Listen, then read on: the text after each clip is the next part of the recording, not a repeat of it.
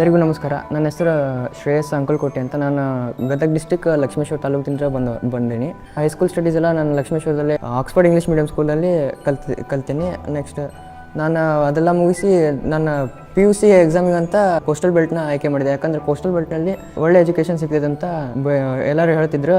So ಅದಕ್ಕೆ ನಾನು coastal ರೀಜನಲ್ಲಿ check ಮಾಡುವಾಗ ನಮ್ಮ ಊರದವರು ಈ ಕಾಲೇಜ್ ಬಗ್ಗೆ ವರಸಿದ್ಧಿ ವಿನಾಯಕ PU ಕಾಲೇಜ್ ಬಗ್ಗೆ ಹೇಳಿದ್ರು.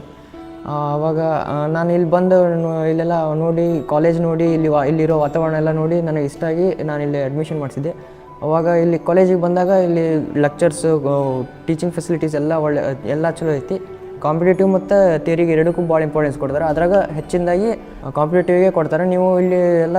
ನೀವೆಲ್ಲ ಟೀಚರ್ಸ್ ಜೊತೆನೂ ಚೆನ್ನಾಗಿ ಇಂಟ್ರ್ಯಾಕ್ಟ್ ಮಾಡ್ಬೋದು. ಅವರು ಅಷ್ಟೇ ತಮ್ಮ ಸ್ವಂತ ಮಕ್ಕಳಂತನೇ ಟ್ರೀಟ್ ಮಾಡ್ತಾರೆ.